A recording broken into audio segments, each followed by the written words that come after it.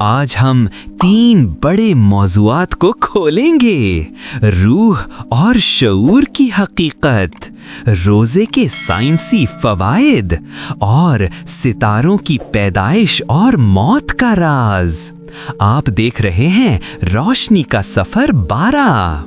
اللہ پاک سورۃ بنی اسرائیل آیت 85 میں فرماتا ہے، اور وہ تجھ سے روح کے بارے میں پوچھتے ہیں، کہہ دے کہ روح میرے رب کے حکم سے ہے اور تمہیں بہت تھوڑا علم دیا گیا ہے۔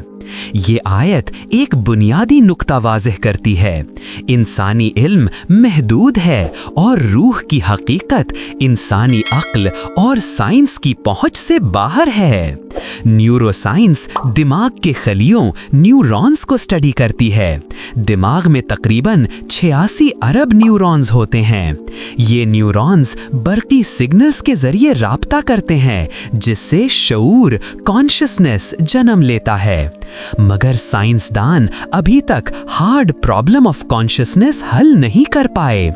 کیسے ایک مادی دماغ غیر مادی احساسات، خیالات اور جذبات پیدا کرتا ہے؟ جدید theories. Integrated information theory (IIT) کے مطابق شعور دماغ میں معلومات کے جال کی پیچیدگی سے پیدا ہوتا ہے۔ Global work space theory (GWT) کے مطابق دماغ شعور کو اس طرح بناتا ہے جیسے ایک تھیٹر سٹیج پر روشنی ڈالے۔ مفسرین کہتے ہیں کہ روح کا تعلق اللہ کے امر سے ہے، یعنی یہ مخلوق کی طرح نہیں بلکہ ایک خاص حقیقت ہے۔ بعض علماء نے کہا شعور اور روح ایک دوسرے سے جڑے ہیں مگر ایک جیسے نہیں۔ قرآن یہ واضح کرتا ہے کہ شعور اور روح کا مکمل علم صرف اللہ کے پاس ہے، انسان کے پاس صرف چند نشانیاں ہیں۔ قرآن نے یہ واضح کر دیا کہ انسان جتنا بھی ترقی کرے، روح اور شعور کا راز اللہ کے علم میں ہے۔ یہ انسان کو عاجزی سکھاتا ہے۔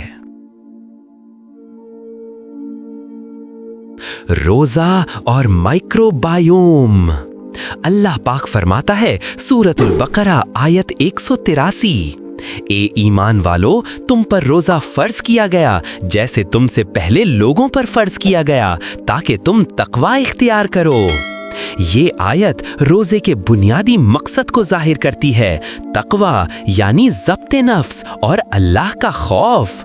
لیکن قرآن کی حکمت یہی ہے کہ اس میں روحانی فائدہ بھی ہے اور جسمانی بھی۔ گٹ مائکروبائیوم ریسرچ 2023۔ رمضان کے روزوں سے آنتوں میں اچھے بیکٹیریا، بینیفیشل بیکٹیریا بڑھتے ہیں جس سے مدافعتی نظام مضبوط ہوتا ہے۔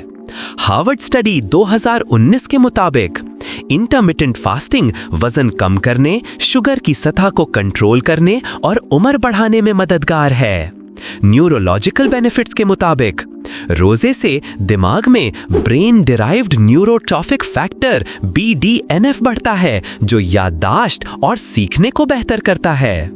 ڈی ٹاکس ایفیکٹ کے مطابق روزہ جسم کے پرانے خلیے ڈیمیج سیلز کو ختم کرتا ہے اور نئے خلیے پیدا ہونے میں مدد دیتا ہے، آٹوفیجی پروسیس۔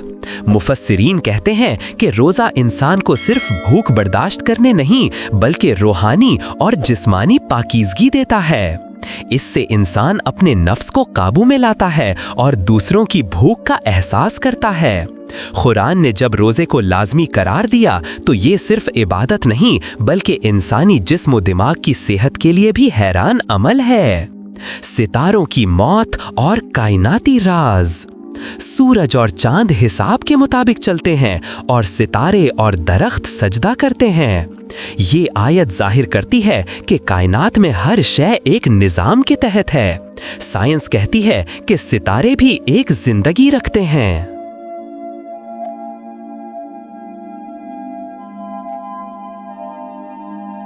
اسٹیلر لائف سائیکل کے مطابق پیدا ہونا نیبیولا سے، گیس کلاؤڈز، जलना मेन सीक्वेंस स्टार, मरना सुपरनोवा एक्सप्लोजन।